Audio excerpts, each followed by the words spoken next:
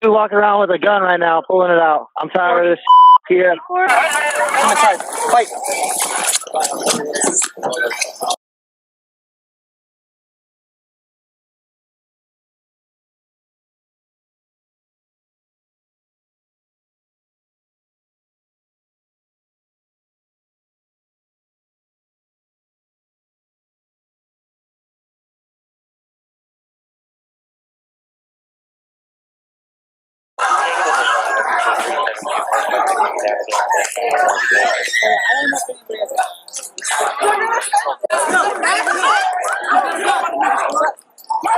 Hey, put the gun down! Put the gun down! Anybody else? Hey, put your hands up, hands up, hands up, hands up!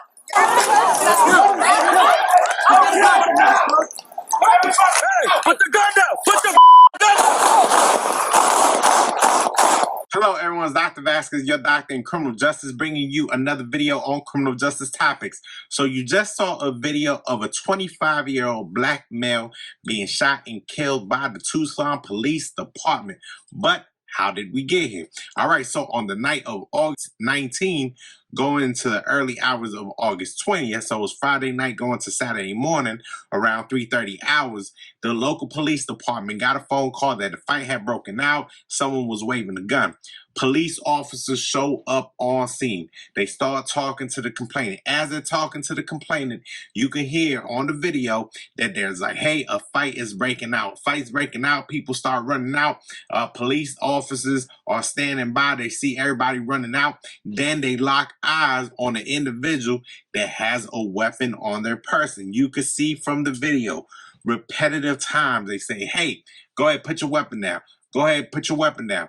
Hey, go ahead, adhere to my commands. The individual, they say it multiple times, the individual does not. In the moment, the suspect goes ahead and chambers around. Okay, for those of you that don't know what chambers around, that basically means putting a round, putting the bullet, putting the cartridge inside the chamber. That's what chambers around means. So police officers took that as an act of aggression. They took it as the suspect not complying and possibly using deadly force towards one of the officers. So as always, I have 3 questions, 3 concerns, 3 things that I want to discuss with you. If you like videos like this, if you like talking about topics in criminal justice, if you just want to discuss criminal justice, period, I suggest you go ahead, subscribe to the channel, go ahead, like the video, go ahead, comment below, and go ahead and share this video. That way we can get more limelight. So what are 3 things that I want to discuss in relation to this video? Number 1, in the video you could see, yes, the individual clearly and distinctly has a weapon. However, at no time in the video does he point the weapon at the police officer. So my question is, do police officers have to wait for a weapon to be pointed at them before they're able to use deadly force? Let me know what you think down below. For me personally, I'm going to tell you yes. Okay, I'm going to tell you yes, that they should wait. However, it is a millisecond. It's a nanosecond in between when the individual has a weapon down, pointing at the ground, at the floor, and they raise it up. So I do think they should have their weapons unholstered. I do believe they should be pointing their weapons at the individual. But I do also believe that that weapon, that muzzle, needs to be elevated at a certain angle before you go ahead and you employ deadly force. That's my stance on it. You know, does he have the capability of deadly force? Yes. Was he pointing the weapon at anyone? No. So that's where I stand on it. Let me know what you think down below. One thing about policing, ladies and gentlemen, it's always going to be your risk perception as a police officer. So even though I'm saying this from my basement, I'm not there on scene. My emotions are running high. My adrenaline is not pumping.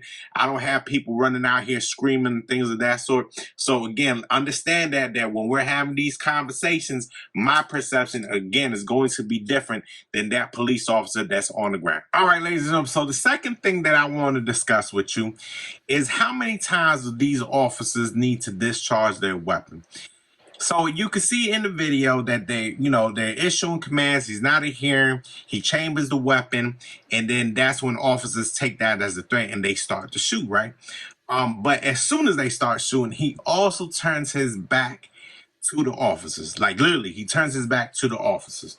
So he turns his back to the officers. They continue to shoot. So my question to you is, how many times should an officer be able to discharge their weapon when someone has their back turned to you? That's my question. You let me know what you think down below.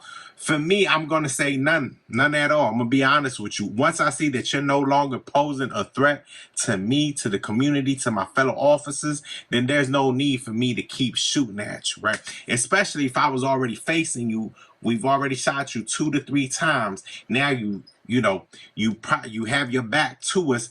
Now, the only reason why I can think that the officers will keep shooting is if he does not let go of that weapon. And that could probably be the case here. They probably felt, hey, yeah, you got your back turned to us, but you still have control of that weapon. And I don't know what your capabilities are. So let me know what you think down below.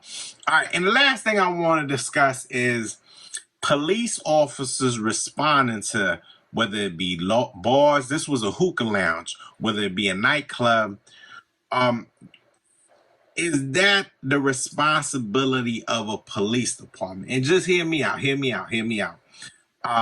When they're responding, remember that this is a private venue. Remember that nightclub, that hookah lounge, that bar, they're charging people, they're promoting for people to come to the establishment and so on. And you police officers, we are in the business of first responders. So imagine this, these 2 police officers, right? They just had their whole life change. There was a public establishment that was making monetary gain. And because I don't know if there was, but there could have been alcohol, there could have been some other things involved. Obviously the music was going, you could see that.